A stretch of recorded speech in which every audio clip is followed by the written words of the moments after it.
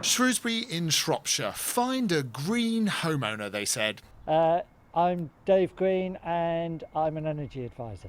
Well, that'll do. Green by name and green by nature. Mr. Green has slashed the carbon dioxide emissions from his home. I reckon this house, back in the 60s would have probably emitted about 10 tonnes of carbon. Open coal fires, single glazed windows, no loft or cavity insulation. Now we're down to about half a tonne a year, which is a phenomenal. After transport, it's greening our homes that's going to have the biggest impact on emissions of carbon dioxide and tackling climate change. And that can include radical and suddenly very topical ideas like taking out our gas boilers, which produce a lot of CO2, and moving instead to electrically powered heat pumps. That's what Mr. Green has done, but they're not for everyone. So having a system that's a slow react system like an air source heat pump is fine for us. So we keep the house at a pretty constant temperature during the day.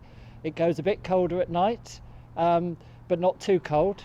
And then the heat pump can work gradually and slowly as it likes to do.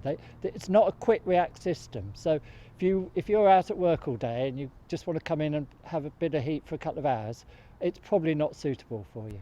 The water flowing around the system will be at a lower temperature than with a traditional boiler. So in some rooms, for example, you might want to do what they've done here, install a slightly deeper radiator, effectively doubling the area of the radiator, and that means you get out more heat from the same amount of water temperature.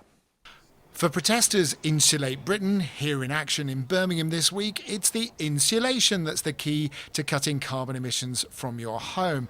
But after that, if it's right for you, a heat pump will certainly slash your emissions and possibly even save you money. So if you do want one, where do you start?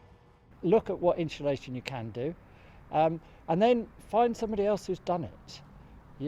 Installers are all well and good, but they have a particular product that they want to sell. Go and talk to somebody who's had it done. Ask them if they like their installer. If they didn't like their installer, find somebody else and ask them. And full disclosure, when winter weather really bites, Mr. Green still has his toasty wood burner.